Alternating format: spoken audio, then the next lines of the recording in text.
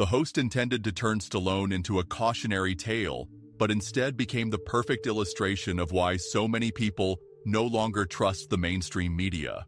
The studio lighting was brilliant, too brilliant, the sort that makes a person sweat, even if they're not anxious. But Sylvester Stallone wasn't nervous at all. He settled into his seat, legs planted apart, shoulders loose, waiting.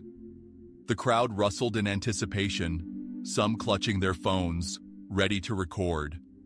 They sensed something big was coming. Opposite him sat Tristan Caldwell, a slick, impeccably dressed TV anchor known for his progressive leanings and his talent for coaxing gotcha moments out of unsuspecting guests. Politicians, activists, and Hollywood notables had all taken their turn across from him, often stumbling into the pitfalls he laid. But Stallone was uncharted territory. "Mr. Stallone," Tristan began, his tone measured and overly smooth, "you've long represented a certain brand of American toughness. Don't you think in the modern era, that kind of masculinity is a bit outdated? We're talking about a world that's redefining strength in more inclusive ways." A ripple of subdued laughter came from a few people in the audience, Tristan's loyal fans who relished the way he typically cornered his guests. Stallone blinked slowly, then leaned forward, arms resting on his knees. He let out a breath through his nostrils. "Are you asking if I think being tough has no place anymore?" he replied. Tristan cocked his head with a smirk. "I'm saying I think we've moved past an era where men have to punch their way through life. Don't you believe society has evolved beyond that traditional form of thinking?" A hush fell over the room, so long that people started shifting in their seats. Stallone rubbed at his chin, then erupted into a deep, genuine laugh. Not some polite chuckle, but a belly laugh that came from somewhere real. "You're serious?" he finally said. "You really see toughness as a problem?" Tristan tugged at his tie. "I see it as toxic when it shuts down vulnerability," he said, though his smile was wearing thin. Stallone nodded thoughtfully, almost like he was humoring the idea. Then he leaned back and let one arm drape across the back of his chair. "Let me ask you something. If someone breaks into your house tonight, do you want someone who can handle himself? Or do you want someone who's going to have a nice chat about feelings?" A wave of gasps rolled through the studio, followed by intermittent applause. Tristan opened his mouth to speak, but Stallone kept going. "Toughness isn't about smashing walls or yelling the loudest," Stallone said. "It's about holding your ground when life knocks you on your backside. It's about protecting your loved ones, about discipline and respect, putting in the work. If you honestly think the world doesn't need that, then I don't know what world you're living in." Tristan tried to laugh it off, but a flicker of uncertainty flashed in his eyes. He hadn't predicted that Stallone would rebound so decisively. Yet he cleared his throat and pressed forward. "Sure, but don't you think Hollywood, and in fairness, your own movies, have glamorized brute force as the default way to solve problems?" Stallone didn't skip a beat. "Hollywood glamorizes all sorts of things," he said. "You ever watch a movie where the hero saves the planet by filling out forms?" This time, genuine laughter rippled through the set. Some of Tristan's own production team even cracked smiles. But the host wasn't finished. He still had a stack of cue cards on his lap that he intended to deploy. "All right, let's shift to the matter of influence," Tristan said, adjusting those cards. "You've spent decades embodying tough, no-nonsense figures, guys who rely on fists, guns, or raw aggression. Have you ever considered the message you're sending to people watching, especially the younger generation? Don't you think you have a responsibility to promote, let's say, a more progressive brand of hero?" The slight emphasis Tristan placed on progressive told the live audience exactly where he wanted to steer the conversation. Stallone just gave a casual shrug, then straightened his back as though bracing for a second round. "First of all," Stallone replied, voice calm, "I make movies. They're not real life. You know that, right?" He raised an eyebrow.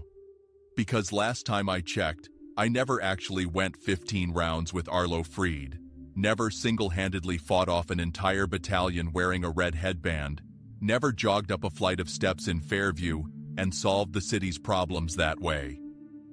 A small chorus of laughter and applause bubbled up. Tristan's face remained impassive. Fair enough, he said, clearing his throat. But movies do shape culture. Young people grow up watching Ramsey and Remy, your iconic characters, using violence to solve their troubles. Why not give them heroes who can resolve conflict without violence? Stallone exhaled. Man, did you ever really watch Ramsey? That film was about picking yourself back up when everything around you is crumbling. Wasn't about beating people down. It was about heart. It was about pushing forward when no one believes in you. And Remy? That guy was just trying to be left alone. You want to blame someone for the violence? Blame the people who wouldn't let him be. That garnered more applause, louder this time. Tristan's jaw set. This was veering off script fast, so he leaned in, adopting a softer tone. All right, let's step out of Hollywood. Let's talk about real-life America. We're in an era where people are questioning what masculinity means, what toughness means. Many argue that your old-school, never-show-weakness mindset is precisely the sort of attitude dividing society instead of uniting it. What do you say to that? Stallone allowed silence to drape over the question like a curtain. Methodically, he tapped his fingers on the armrest, never once taking his eyes off Tristan. You ever talk to a firefighter? Stallone asked. Tristan blinked, unsure of the pivot. A firefighter? Yeah, Stallone repeated. Or a cop, or somebody in the service. Or even a single parent holding down 2 jobs. You look at their world, you think toughness is the problem? Because from where I'm standing, that kind of toughness is what keeps the wheels from coming off. The real trouble ain't strength. It's people pretending strength is some kind of curse, like it's automatically dangerous. Weakness isn't a virtue, pal. Strength with self-control. That's how societies stand upright. A low whistle from somewhere in the back underscored his point. The atmosphere had changed. Tristan's hold on the narrative was slipping. The tension in his shoulders showed he felt it too, but he plowed on. Well now, Tristan tried, but Stallone raised a hand, polite but firm, signaling he wasn't done. You want to know the real trouble? Stallone's voice dropped an octave, making the moment more intimate. It's not toughness. It's folks talking like toughness is the enemy when they're living in a world built and protected by tough people. You're sitting here, nice suit, polished shoes, reading your lines, telling me what's outdated. Let me tell you, if society ever really goes off the rails, you'll be mighty grateful there are still people around who haven't forgotten how to hold their own. The hush that followed was absolute. Tristan swallowed. He had another card in his hand. Another question ready to be lobbed. But the momentum in the room had shifted. The audience wasn't nodding at Tristan's points anymore. They were waiting for the next thing Stallone would say. And Stallone didn't seem anywhere near done. Tristan attempted a professional smile, trying desperately to reassert himself. I see your point to a degree, he conceded. But we can't ignore that clinging to old mindsets can stifle progress. A lot of voices say this refusal to adapt is exactly what's hurting us. Don't you think it's time to move forward? Stallone inhaled deeply, then exhaled as though weighing his words. You ever watch a building get demolished? He asked. Tristan looked puzzled. Demolition? I guess I have. Stallone nodded. Takes seconds. A couple charges, a push of a button, and the whole thing crumbles. But you ever watch one being built? Takes years. Workers, engineers, brick by brick, all making sure the foundation's strong. People too busy blowing things up don't stop to think about what it took to raise it. They just like watching it fall. No one moved or even coughed. Tristan felt the weight of the moment, his carefully orchestrated interview unraveling. Stallone pressed on. You say we gotta move forward, but forward to what? Sometimes folks are so set on tearing down what they think is old or outdated, they don't ask themselves if it's worth saving. They see a wrecking ball and think it's automatically progress. A few camera operators exchanged glances. Viewers at home wouldn't see it, but that tension in the air was visceral. Tristan cleared his throat, forging onward. "Times do change," he said, voice delicate, "and people become more critical about things like gender roles and systemic issues." Stallone raised an eyebrow. Critical or just complaining? The crowd erupted, some cheering, some gasping, the rest uncertain whether to laugh or clap. Tristan put his hands up, attempting to regain composure. "Let's keep it civil," he said, though he could see even a few of his own production staff stifling smiles. "I just want to know, if you believe so strongly in toughness, how do you address the reality that some see it as an outdated concept? Why the pushback?" Stallone went silent again, letting the question soak in before answering in a quiet, almost conspiratorial tone. "Because weak people don't like being reminded they're weak." This time, the studio was deafening. Some stood and applauded, while others seemed totally taken aback. Tristan opened his mouth, but only a vague sound came out. Stallone let the response echo before continuing. "Listen," Stallone said as the noise died down, "I'm not saying everybody's gotta act like an action star. But life's gonna sock you in the jaw whether you approve or not. When that moment comes, your feelings aren't gonna shield you. The world's only gonna ask if you can take the hit and stay on your feet." Tristan was out of retorts. His finely honed arsenal of debate tactics had lost its sting. Meanwhile, the audience had shifted fully in Stallone's favor. In that instant, this was no mere interview. It was an upset. The aftermath. When the show ended, Tristan mustered a practiced smile long enough for the cameras to fade to black. Stallone stood, stretched, and gave the audience a polite wave before strolling off stage, as though nothing extraordinary had happened. Backstage, there was chaos. Producers buzzed around, earpieces crackling. "Cut the viral bits before we post the segment. Edit it down. Social media's blowing up already." But it was far too late. Dozens of phones had captured everything live. Within minutes, the footage hit the internet like lightning in a dry forest. Sylvester Stallone crushes TV host in live debate. Stallone shuts down woke journalism. This is why we still need real men in modern society. Clips spread from platform to platform, YouTube, Twitter, TikTok, and beyond. People splice together the most dramatic highlights, slow-motion replays of Stallone's punchy comebacks, subtitles, and even triumphant orchestral music. In under 2 hours, the video had reached trending status across multiple sites. And the comment sections? They became battlefields. "I'm no Stallone fan, but wow, did he say exactly what everyone's been thinking? He's right. Toughness is about resilience, not aggression." Finally, some honesty. This is Toxic Masculinity 101. Why do we keep giving these outdated celebrities a platform? Network executives scrambled. They issued a statement proclaiming how open dialogue is essential and how they respect different viewpoints. Tristan himself took to Twitter, writing, "Healthy debate is vital. I appreciate Mr. Stallone's perspective, though I disagree. Let's keep the conversation civil." But no one was paying attention to that. All eyes were on Stallone. Ironically, Stallone himself went radio silent. No tweets, no interviews, no attempts at damage control. He just carried on, unaffected, leaving everyone else to argue among themselves. And soon, the spotlight turned from Stallone's personal stance to something far larger. Had he revealed a much deeper conflict simmering within modern media? Days slipped by, and the clip refused to die down.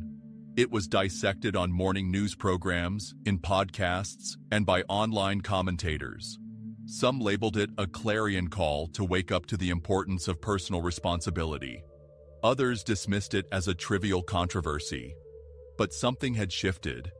People weren't just discussing Stallone. They were exploring a bigger question about authenticity and the way mainstream media often manipulates narratives. On one side, Supporters cheered Stallone for calling out double standards, saying he'd exposed how people like Tristan Caldwell push an agenda but can't handle a genuine rebuttal. On the other side, critics maintained that Stallone was just another wealthy actor clinging to a past that no longer fit an enlightened world. But then, more authentic voices began to weigh in. Firefighters, police officers, military veterans, factory workers and construction crews who witnessed real danger and risk every day. Single mothers who juggled multiple jobs to feed their kids. A viral post on Facebook from a retired Marine read, "Stallone is spot on. Strength isn't about being a jerk, it's about standing tall for those who need you. We need that more than ever." A mother in Michigan recorded an emotional video. "I raised my kids alone with no child support. Had to be strong or we wouldn't have survived. Don't tell me resilience is a bad thing." Even casual phone videos emerged of everyday folks chiming in, shaking their heads at Tristan Caldwell's approach. As for Tristan, he tried to pivot. The network quietly shifted him from high-profile interviews to more routine segments, presumably waiting for the controversy to fade. He wasn't fired or canceled, but his star power dimmed. Meanwhile, people started revisiting Stallone's older interviews, taking a fresh look at his speeches, and even re-watching his classic films. Scenes from Ramsey, especially the iconic monologue about, "It ain't about how hard you hit, it's about how hard you can get hit and keep going," resurfaced on social media. Fans paired it with real-life stories of perseverance, stories about small business owners fighting to stay afloat, parents pushing through hardships, community volunteers helping neighbors in crisis, and somewhere amidst the shouting matches in comment sections, something clicked. People realized the conversation was no longer just about Stallone's worldview or Tristan's failings. It was about an entire culture that might have underestimated the value of resilience. It was about acknowledging that real heroes don't always solve problems with chatter. Sometimes, you need the kind of person who can take a punch and remain standing. Finally, a quiet response. A week later, Stallone gave a rare statement. Not on a major network or a flashy podcast, but in a modest gym in San Diego, where he was supporting a local youth boxing event. A local reporter cornered him, asked if he was surprised by how everything had blown up. Stallone wiped sweat from his brow, took a lazy swig of water, and shrugged. "Nah," he said. "I've been around a while. People lose their minds when someone just states the obvious. That's the world now." Pressed about whether he intended to spark that kind of storm, Stallone just smirked. "I wasn't trying to start a movement. I was just speaking my mind. Folks can take it or leave it. No script, no PR speak. Just a man calling it how he saw it." The rawness of that response only fed the phenomenon. It reminded people how rare it had become to see anyone speak plainly, without second-guessing every syllable in fear of offending someone. Meanwhile, Tristan Caldwell's show saw a drop in viewership. The producers tried to run lighter, feel-good segments, hoping to bury the fiasco under layers of new content. But every so often, someone would bring it back up, firing off a comment online. "Yeah, but remember that time Stallone handed him his own cards?" And the deeper question, the one that truly lingered, was whether or not the broader society had been too quick to dismiss the virtues of resilience and grit. People started having real conversations about the nature of strength. In workplaces, employees questioned whether coddling replaced actual development of skill and perseverance. In schools, parents wondered if shielding kids from every adversity was actually doing them a disservice. Even on social media, hashtags popped up celebrating everyday acts of toughness. Stand strong. Resilience rocks. Real grit. Suddenly, toughness wasn't a dirty word. It wasn't synonymous with bullying or aggression. It was about having the backbone to keep going, especially when life was at its hardest. A broader awakening. In the grand scheme, this single interview exposed a fracture in modern media's narrative. People realize that sensational segments often oversimplify complex ideas like masculinity and resilience.